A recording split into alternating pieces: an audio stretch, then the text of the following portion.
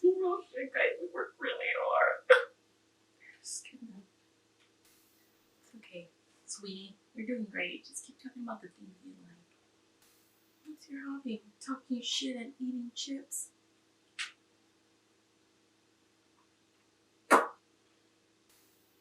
Hi, welcome back to our YouTube channel. And today we're going to talk about boundaries. Something that's very important to me. Why they're important and why we should set them. So stay tuned. I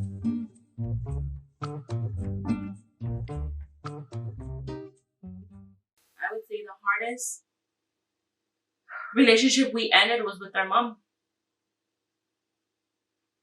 That's been the hardest. You know, ending that relationship and not having contact with them was what I would say is the hardest. And we won't get into it at the moment, but we had our reasons. And I feel like sometimes when you express to people like how they make you feel, and they can't respect that, we just got to the point where we're just like, if you can't respect the things we're telling you or our boundaries or how we feel, we can't do this anymore. This can't continue. Because it's like, I'm telling you and you're just like, don't give a fuck. Then it's just kind of like, then this can't go on anymore. I think sometimes the hardest ties to cut off are with family. You know, and I feel like, but it's important at the end of the day though, because it's just like, man, you're going to continue to go through it. I feel like it's like a story that's on fucking repeat. You keep going through the same thing. It's like, okay, you tell them and it'll be like good for a while. And then it happens again and you have the same conversation again. And you're like, all right, we're good for a while. But then it's like, again, it's just like repetitive. It keeps going and going. So it's just kind of like, okay, when are you going to put a stop to it? Obviously, this person is not taking into consideration to be like, fuck, I'm really making you feel some type of way. Let me stop this. You know, put the brakes on this type of behavior that I'm doing towards you. And it just had to end. You know, you just haven't had a relationship with her for a while. And it's sad to say, but I felt better after that. Because she was toxic.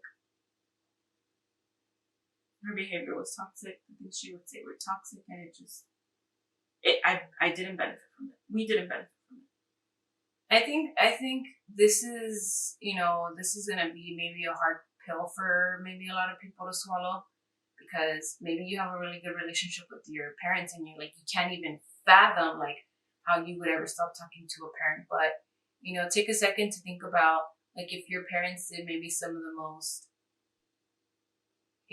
unimaginable things that you were like, I would never can imagine my parent doing this. That's our situation. And the reason why we won't get into this is because we have kids, and out of respect for our kids, and out of respect for our other family members, I think in a later in the future video, like we will talk about it. It's just right now it's not a good time. Our kids are still small. Those are things that we've chosen not to talk with them about, and I think we've dealt with these issues, but at the end of the day, it did come down to setting boundaries with our family, and not just with my mom. We don't talk to other family members as well, but being able to say, that's it, I've had it. This has gone on for way too long. These behaviors, the things that you've allowed, it's hard, and it could become very confusing, and I think it could become very, very lonesome and very confusing to try to like understand and like wrap your mind around. And I think it's really important to go to therapy if you're going through this, what we're talking about, like not talking to a family member, especially a parent, because society tells you like you're supposed to have parents, your parents are supposed to be there, and it's like the complete opposite of what society is telling you. You're supposed to have a relationship with your parents. Blood is thicker than water. They're always supposed to be there. But when a parent betrays you in the most worst possible way, then you need to draw a line. And I think that's where we're coming from, And I think there might be some people that can relate to what we're talking about, because maybe you also don't talk to a parent. But I think that for me, it's taken a long time to also like just kind of come to terms with it. I never had a good relationship with my mom, not even growing up. So I don't think it affected me so deeply to the point where I was like distraught. And I think that that's the difference. And I think as parents, like, we set the foundation and we set the tone for our kids, you know? So if we don't do good jobs as parents and we don't show our kids how to set boundaries, they're not going to know how to set them. My mom didn't show me how to set boundaries. I've been all fucked up as an adult until I chose to change that and be like, no, I need to take charge of my life. I need to take charge of who I am as a mother, who I am as a sister, who I am as a person, and be better for it, even if it means cutting people off. I think for me, from time to time, it still makes me emotional. I think I've learned how to deal with it. I would say in the beginning it was really hard. It was really hard going through certain holidays, not being around them, because we do come from a really large family. And just being okay with it. It took me a while, but I feel like going back, would I change it? No, because I feel like it was a really good decision. I remember shortly making after it and being able to come to peace with it. I felt better. There was a lot of stuff we didn't have to deal with anymore, that we dealt with a lot, and it was just kind of like, you could only put up with so much, and it just kind of like, we have lives.